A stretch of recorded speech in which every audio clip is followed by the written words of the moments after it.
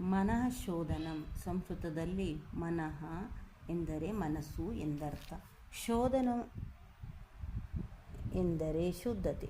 ಆದ್ದರಿಂದ ಮನಃ ಶೋಧನೆ ಎಂದರೆ ಮನಸ್ಸನ್ನು ಶುದ್ಧ ಮಾಡುವುದು ಅಥವಾ ಮನಸ್ಸನ್ನು ಸಂಸ್ಕರಿಸುವುದು ಎಂದಾಗುತ್ತದೆ.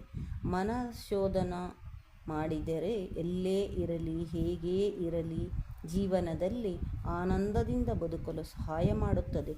ಲೌಕಿಕರಿಗೂ ಆಧ್ಯಾತ್ಮಿಕ ಪಿಪಾಸುಗಳಿಗೂ ಸಮಾಜಕ್ಕೂ ಸಹ ಇದರ ಪ್ರಯೋಜನ ಉಂಟು. ಜೀವನದಲ್ಲಿ ಯಾರಾದರೂ ದುಃಖಿತನು ಕಂಡುಬಂದರೆ ಅದಕ್ಕೆ ಮೂಲ ಕಾರಣ ಆತನ ಮನಸ್ಸೇ ಆಗಿರುತ್ತದೆ. ಮನ ಏವ ಮನುಷ್ಯಾನಾಂ ಕಾರಣಂ ಬಂಧ ಮೋಕ್ಷಯೋ ಎಂದು ನಮ್ಮ ಪೂರ್ವಜರು ಬಹಳ ಹಿಂದೆಯೇ ಹೇಳಿದ್ದಾರೆ. ನಾವು ದೇಹಕ್ಕೆ ಹೆಚ್ಚಿನ ಮಹತ್ವವನ್ನು ನೀಡುತ್ತೇವೆ.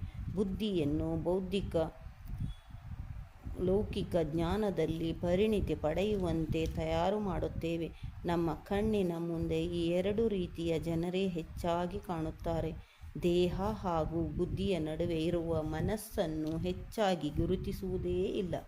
ನಮ್ಮ ಆಂತರಿಕ ಭಾವನೆಗಳು, ಸಂತಾನೋತ್ಸವಗಳು, ನೋವು, ನಲಿವುಗಳು ಇವುಗಳ ಆಧಾರವೇ ಮನಸ್ಸು. ನಮ್ಮ ದುಃಖಕ್ಕೆ ಕಾರಣವೇನೆಂದು ನಮಗೆ ಗೊತ್ತಿಲ್ಲ.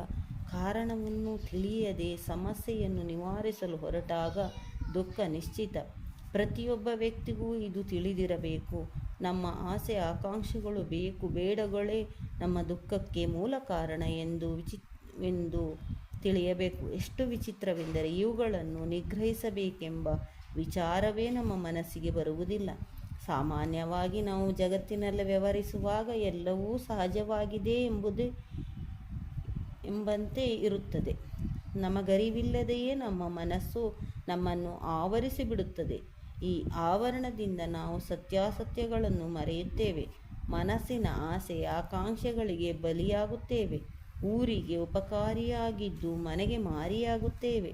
ಈ ವಿಚಾರದ ಬಗ್ಗೆ ನಾವು ದಿನನಿತ್ಯವೂ ಚಿಂತನೆ ಮಾಡುವುದನ್ನು ನಮ್ಮ ಜೀವನದಲ್ಲಿ ಅಳವಡಿಸಿಕೊಂಡಿದ್ದೇ ಆದರೆ ಅದೇ ಮನಃಶೋಧನಂ. ಧನ್ಯವಾದಗಳು.